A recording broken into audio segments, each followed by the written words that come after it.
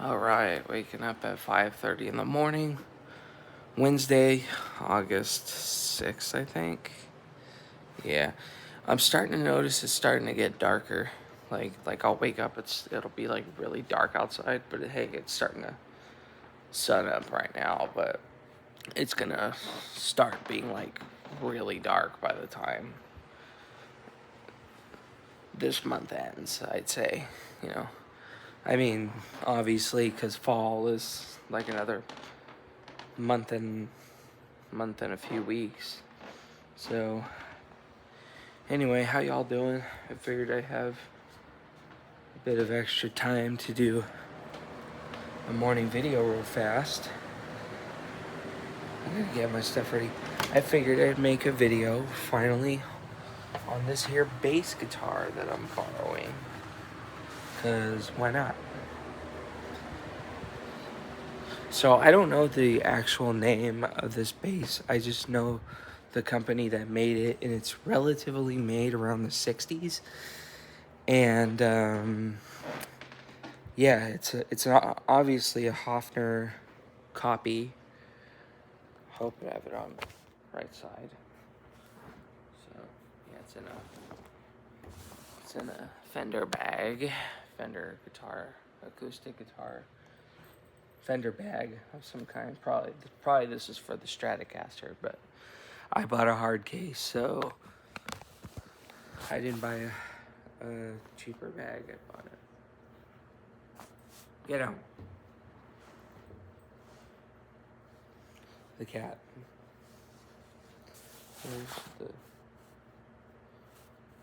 There it is.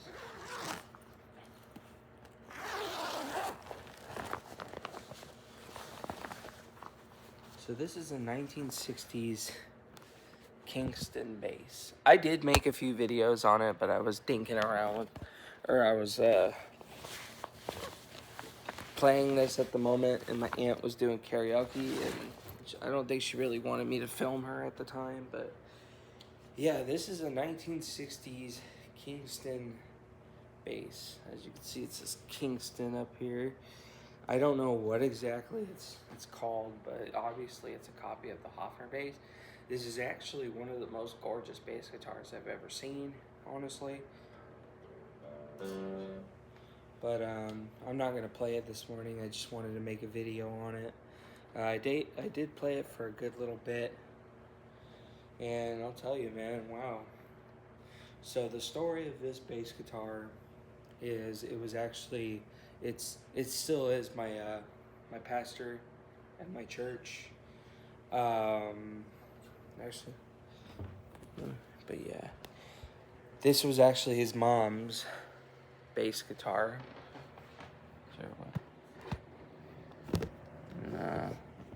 Oh, that works. Yeah, look at that. I don't know where this bass is made. Probably Japan, I assume. Retail's not really too crazy for it. They go for about like 400 to 700 bucks. You know, not too bad, but yeah, you know, obvious violin bass. You know, the reason I'm borrowing it is because it's the only 4-string bass they have. Yes, it is electric. It's got a volume and two knobs, obviously, and then it's got the switch for the pickups. You know, I keep it in the middle, but yeah, you know. Yeah, even though it's not a Hofner, the Hofner would be the all-time. Get off of the case, dude. Get off of the case. Sorry. Go on. I don't want him laying on that case, because that's not mine to get cat hair on. So this is not mine. I'm borrowing it. So I don't want him climbing on it and laying on it and whatnot, because the hard case is different. But it's not to be laying on. But yeah, I played it for a good bit on the first day, but I haven't picked it up since. And but yeah, I figured I had the time. But yeah, front, not the back. But yeah, this bass is super gorgeous. I'm shocked that I've never heard of these before, and nobody knows these because these are genuinely super nice bass guitars. But I'm sure a lot of people do. But I mean, like, you know, it's not